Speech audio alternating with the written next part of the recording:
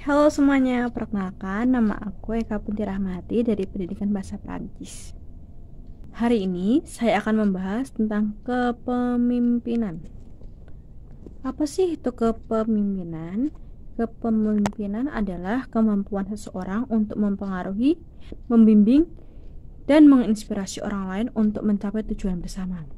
Seorang pemimpin tidak hanya memberi perintah, tapi juga harus mampu membangun hubungan, memberi contoh, dan membawa perubahan positif.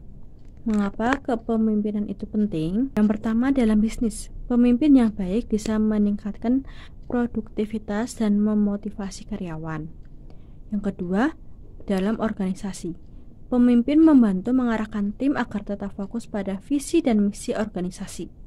Yang ketiga, dalam kehidupan sehari-hari, kepemimpinan membantu dalam pengambilan keputusan dan menyelesaikan masalah secara efektif. Sederhana, seorang ketua OSIS yang baik tidak hanya mengatur acara sekolah, tapi juga memastikan bahwa semua anggota OSIS bekerja sama dan merasa dihargai. Lalu, karakteristik pemimpin yang baik yaitu seorang pemimpin yang efektif memiliki beberapa karakteristik utama. Berikut adalah 5 karakteristik utama yang harus dimiliki seorang pemimpin. Pertama, memiliki visi yang jelas. Pemimpin harus tahu tujuan jangka panjang dan bagaimana mencapainya. Contohnya, seorang pemimpin berusaha seperti Steve Jobs memiliki visi untuk menciptakan produk teknologi yang inovatif dan mudah digunakan yang akhirnya menghasilkan produk seperti iPhone. 2. Kemampuan komunikasi yang efektif. Pemimpin harus bisa menyampaikan ide dengan jelas dan mendengarkan masukan dari timnya. Contohnya, seorang kapten tim sepak bola yang mampu memberi arahan dengan baik di tengah pertandingan bisa meningkatkan koordinasi tim dan memenangkan pertandingan. Yang ketiga, integritas dan tanggung jawab. Pemimpin harus jujur dan bertanggung jawab atas tindakannya. Contohnya, jika sebuah proyek di perusahaan gagal, seorang pemimpin yang baik tidak akan menyalahkan bawahannya, tetapi mencari solusi dari kesalahannya. Keempat, komunikasi mengambil keputusan. Pemimpin seringkali harus membuat keputusan sulit dengan cepat dan tepat. Contohnya, seorang dokter yang menjadi kepala rumah sakit harus memutuskan tindakan terbaik dalam situasi darurat, seperti ketika ada pasien dalam kondisi kritis. Yang kelima dan terakhir, empati dan kemampuan kerjasama.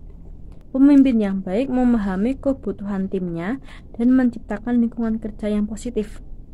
Contohnya, seorang guru yang menjadi kepala sekolah tidak hanya mengatur kebijakan, tapi juga memahami kesulitan guru dan siswa, serta mencari cara untuk meningkatkan kualitas pendidikan.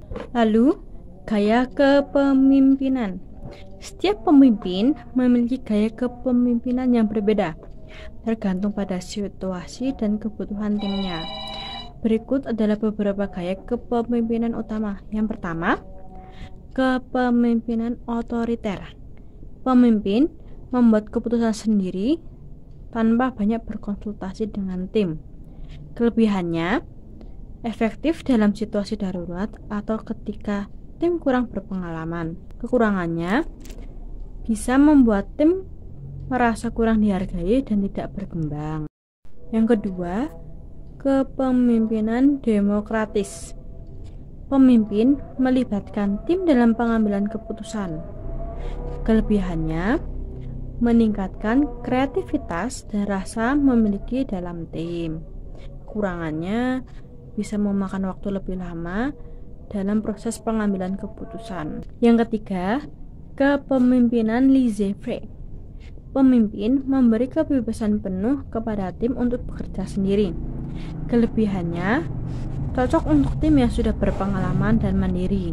Kekurangannya, jika tim kurang disiplin, bisa menyebabkan kekacauan dan kurangnya arah. Yang keempat, kepemimpinan transformasional. Pemimpin menginspirasi dan membawa perubahan besar dalam organisasi. Kelebihannya, mampu meningkatkan motivasi dan inovasi dalam tim. Kekurangannya membutuhkan banyak energi dan komitmen tinggi. Lalu, studi kasus pemimpin sukses.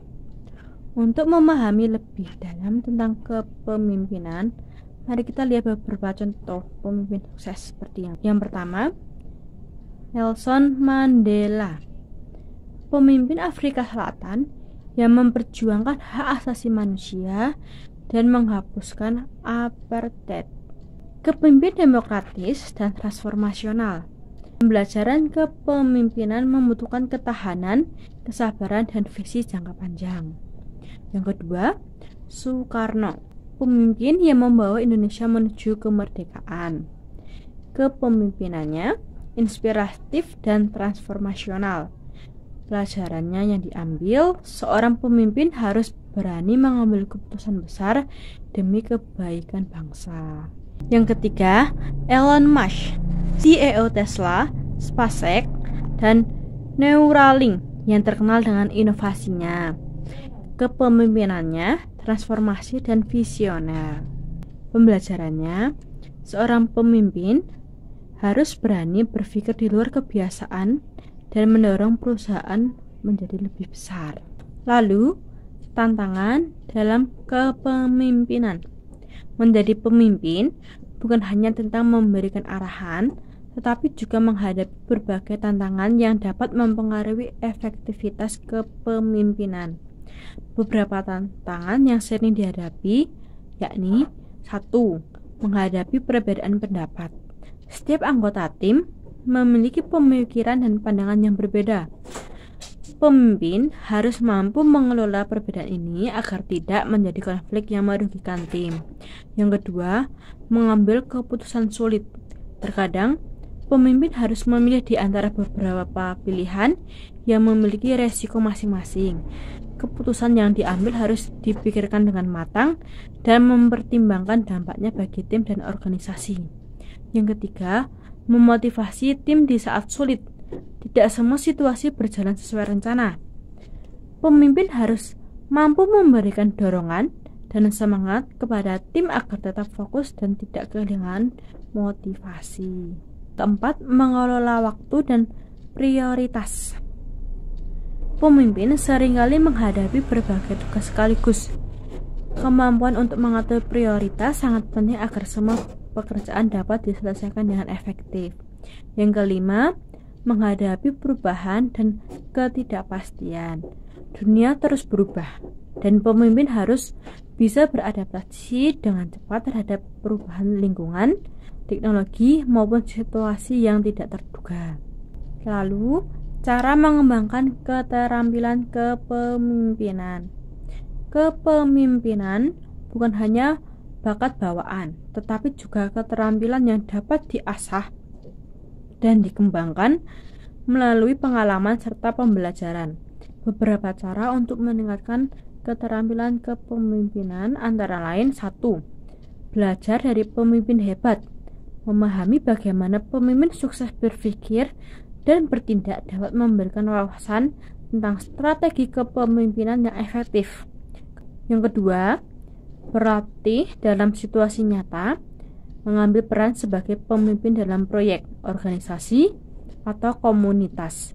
Dapat menjadi pengalaman berharga untuk mengasah kemampuan kepemimpinan. Yang ketiga, mengembangkan kemampuan komunikasi. Kemampuan menyampaikan ide dengan jelas, mendengarkan dengan baik, dan membangun hubungan yang baik dengan orang lain adalah keterampilan dasar yang harus dimiliki seorang pemimpin. Yang keempat, meningkatkan kemampuan mengambil keputusan. Mempraktikkan pengambilan keputusan dalam berbagai situasi dapat membantu meningkatkan kepercayaan diri dan ketajaman analisis dalam menghadapi masalah. Yang kelima, belajar dari kesalahan dan pengalaman. Evaluasi dari kegagalan dan keberhasilan dapat menjadi bahan pembelajaran untuk meningkatkan efektivitas dalam memimpin. Dengan memahami tantangan serta cara mengembangkan keterampilan kepemimpinan, seorang dapat menjadi pemimpin yang lebih baik dan lebih siap dalam menghadapi berbagai situasi.